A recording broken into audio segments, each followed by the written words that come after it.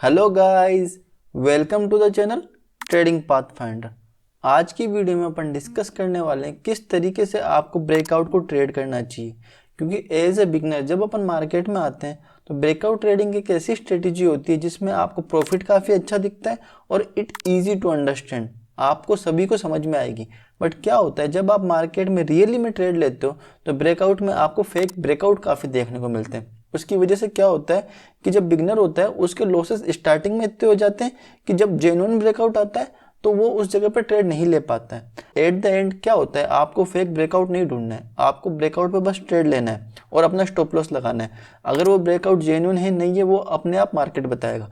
बस अपन को अपने रूल्स के साथ खेलना है और उस रूल्स के अकॉर्डिंगली अपन को ट्रेड लेनी है। तो इस वीडियो में मैं आपको बताने वाला हूँ क्या रूल्स हैं उस breakout trading plus retest strategy के ऊपर और कितना आपको स्टॉप लॉस लगाना है, किस जगह पे आपको एंट्री लेनी है और क्या टारगेट रखना है। विद लाइव एग्जांपल अपन ये सारी चीज़ें देखने वाले हैं क्योंकि मैंने आज इसी स्ट्रेटेजी के ऊपर एक ट्रेड ली है। वो मैं आपको बताने वाला हूँ कि मैंने किस जगह पर ट्रेड ली और क्या मेरा प्रॉफिट रहा। तो चलिए वीडियो शुरू करते हैं। सबसे पहले आपको समझना है कि ब्रेकआउट या ब्रेकडाउन को अपन को कब ट्रेड करना चाहिए।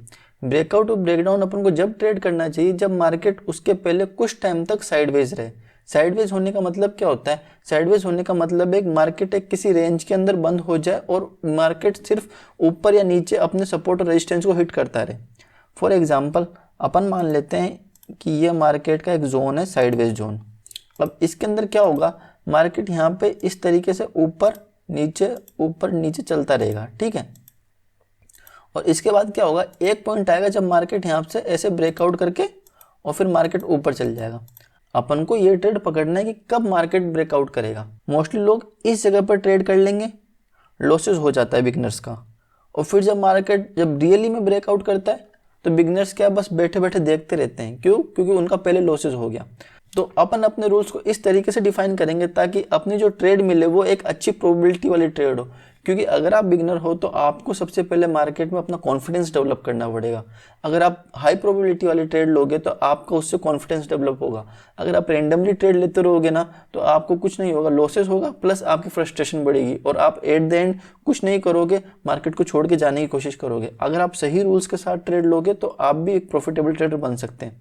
तो सबसे पहला और मोस्ट इंपॉर्टेंट रूल है किसी भी ब्रेकआउट या ब्रेकडाउन की लेने के लिए, वो है आपको उसका देखना है मार्केट ने कितनी बार उस प्राइस लेवल को टच किया है, कितनी बार मार्केट ने सपोर्ट और रेजिस्टेंस को टच किया है।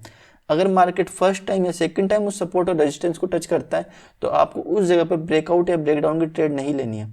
अभी आपको ये बात समझ में नहीं आ रही होगी कि मैं क्या बोल रहा हूँ, तो चलिए चार्ट पे देखते हैं। अब अपन सबसे पहले यहाँ पे एक जोन बनाएंगे जो कि साइडवेज जोन था।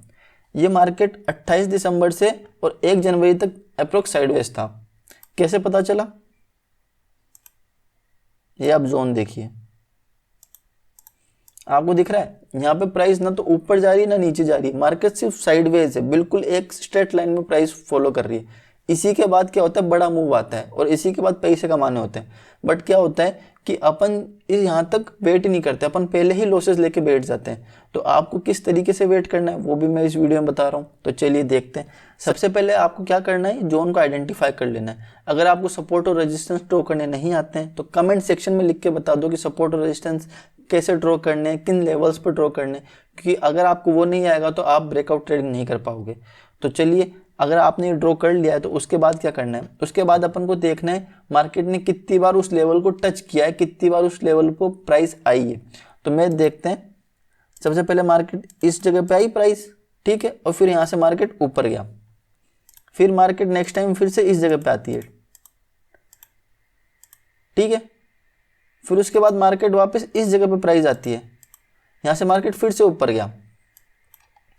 चौथी बार आप कह सकते हो मार्केट यहाँ पे आई, मान लो आ गई चौथी बार, ठीक है। बट वैसे तो रेंज से थोड़ा सा दूर है, बट फिर भी अपन मान लेते हैं कि एक बार आई। मैंने यहाँ पे ट्रेड लिया था और मेरे लॉसेस भी होते क्योंकि मैंने भी इसको माना था, ठीक है। और फिर पांचवी बार मार्केट यहाँ पे आई। तो अपन को समझ में आया मार्केट ने इस जगह को 5 बार टेस्ट किया है। अपना रूल्स क्या कहता है? अपना रूल्स कहता है कि मार्केट अगर एक प्राइस को 3 बार टच करता है तो चौथी बार जब उस प्राइस पे आता है तो अपन को ट्रेड लेनी है। और इसी बेसिस पे मैंने जब ये मार्केट ने फर्स्ट बार यहाँ पे ट्राई किया, सेकंड बार यहाँ पे टच किया, थर्ड बार यहाँ पे टच किया और फोर्थ बार जब यहाँ पे मार्केट आया, मार्केट यहाँ पे ओपन होके जब नीचे जाने लगा तो मैंने यहाँ पे ट्रेड ली थी और मैंने उसमें लॉसेस बुक किया। फिर मार्केट क्या हुआ, मार्केट यहाँ से सपोर्ट लेके ऊपर गया तो क्या हुआ, मार्केट ने फेक ब्रेकआउट किया और मार्केट उसके बाद अब्रप्टली नीचे आया। लास्ट 30 मिनट में मार्केट ने काफ़ी बड़ा डाउनफॉल दिखाया अपने ब्रेकआउट से और मार्केट नीचे आके इस जोन पे आके टच करके क्लोज हो गया। टाइम देख सकते हो आप 3:20, 3:25। फिर नेक्स्ट डे क्या करता है, मार्केट फिर से ओपन होता है। तो आज मैं तैयार था कि अगर मार्केट फिर से नीचे का लेवल ब्रेक करता है तो मुझे आज ट्रेड लेनी है, ठीक है।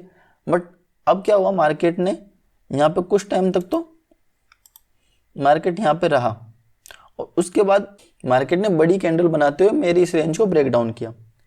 अब क्या कर सकता हूँ, या तो मैं इस जगह पे रनिंग कैंडल में ट्रेड ले सकता हूँ, बट उससे क्या होगा, उससे मेरा जो स्टॉप लॉस है वो काफ़ी बड़ा हो जाएगा और जो चांसेस है इस ट्रेड के वर्क करने के वो भी काफ़ी कम हो जाएंगे। क्योंकि कभी कभी मार्केट क्या करता है, इस तरीके से नीचे तो जाएगा बट विक बना के जो क्लोजिंग है वो इसके ऊपर दे देगा, तो उससे क्या होगा, मेरे तो लॉसेस हो गया ना। तो मैंने क्या किया, मैंने मार्केट को रन होने दिया। मार्केट ने यहाँ मेरी लेवल्स को ब्रेक डाउन किया और उसके बाद मार्केट उस लेवल को वापस रिटेस्ट करने आया। क्यों? क्योंकि आपको एक बात पता है कि जब भी मार्केट सपोर्ट को ब्रेक करता है तो वही सपोर्ट रेजिस्टेंस की तरफ वर्क करता है। तो मार्केट ने इस सपोर्ट को ब्रेक तो किया और यही सपोर्ट पे मार्केट जाके रेजिस्टेंस लिया और उसके बाद नीचे आया। तो यही होता है ब्रेकआउट प्लस रिटेस्ट स्ट्रेटेजी। इसके अंदर क्या करता है, मार्केट किसी भी लेवल को ब्रेक डाउन तो करता है या ब्रेकआउट तो करता है, फिर उसके बाद उस लेवल को रिटेस्ट करता है। तो जैसे मार्केट ने इस लेवल को यहाँ पे रिटेस्ट किया और यहाँ पे हल्की सी नेगेटिव कैंडल बनाई, पूरी तो इन्वर्टेड हैमर नहीं है बट हल्का सा इन्वर्टेड हैमर टाइप का है, तो मैंने क्या किया, इस जगह पे यहाँ पे ट्रेड लिया। इस जगह पे मैंने यहाँ पे ट्रेड लिया। तो अब अपन अपने रूल्स को डिफाइन कर लेते हैं। सबसे पहला रूल क्या है, आपको किसी भी लेवल को देखना है जहां पे मार्केट ने 3 बार टच कर लिया है। जब चौथी बार मार्केट उस लेवल के ऊपर आता है तो आपको क्या लेनी है, ट्रेड लेनी है, ठीक है।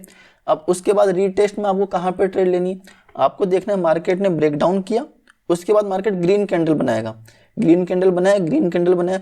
जैसे ही किसी भी ग्रीन कैंडल का लो ब्रेक होता है आपको उस जगह पे अपनी हाफ क्वांटिटी के साथ एंट्री कर लेनी है। तो मैंने क्या किया, यानी ग्रीन कैंडल बनी, इसके नीचे मार्केट गया, नहीं किया। फिर इसके बाद ग्रीन कैंडल बनी, इसके नीचे मार्केट गया, हाँ गया। तो मैंने क्या किया, इस जगह पे ट्रेड ली। ऑल्दो मार्केट क्लोज होते होते ऊपर चल गया था बट मैंने क्या, रनिंग पे ही मैं ट्रेड लेता हूँ। जब अगर मैं रिटेस्ट पे ट्रेड ले रहा हूँ तो रनिंग पे चल जाता है क्योंकि स्टॉप लॉस कितना छोटा हो गया। यहाँ पे अगर मैं स्टॉप लॉस देता तो मेरे यहाँ से यहाँ तक का स्टॉप लॉस होता, मेरे यहाँ पे भी एक सिंगल कैंडल का छोटा सा स्टॉप लॉस है, तो मैं रनिंग कैंडल पर ट्रेड ले लेता हूँ। तो मैंने क्या किया, यहाँ पे आपको हाफ क्वांटिटी ले लेनी है, ठीक है।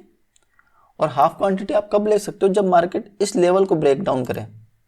जब मार्केट इस लेवल को ब्रेक डाउन करेगा, रेड कैंडल को, बड़ी रेड कैंडल को, तो आप अपनी हाफ क्वांटिटी और ऐड कर सकते हो अपना प्रॉफिट बढ़ाने के लिए।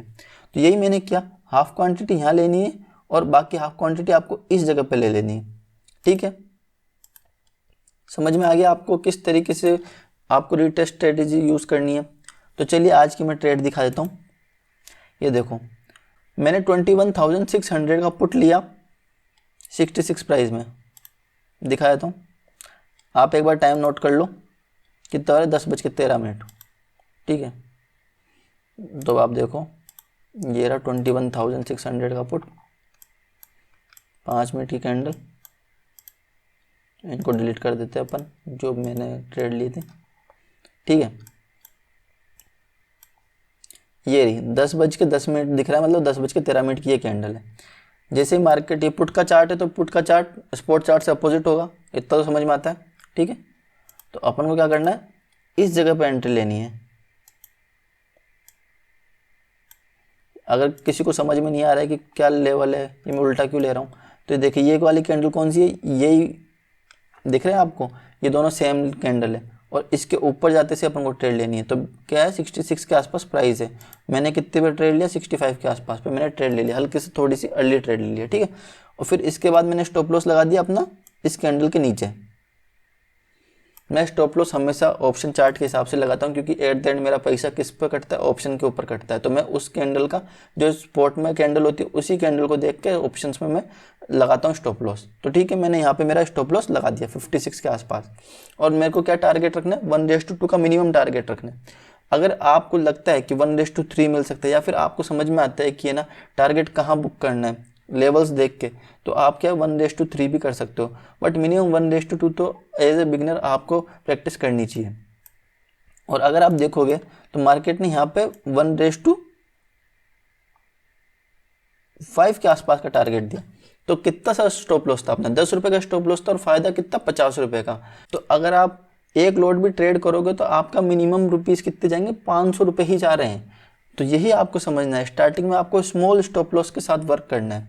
तो इसी तरीके से जब मैंने यहाँ पे ट्रेड लिया और मैंने यहाँ पे 1:2 के आसपास पे बुक कर लिया था, मेरा तकरीबन 800-850 रुपये का प्रॉफिट हुआ। ठीक है, मेरे को और वेट करना चाहिए था, बट मैं भी बिगनर हूँ, मैं भी सीख रहा हूँ कि किस तरीके से और ज़्यादा देर तक वेट करना है, क्योंकि फियर आ ही जाता है, प्रॉफिट गंवाने का फियर आ जाता है।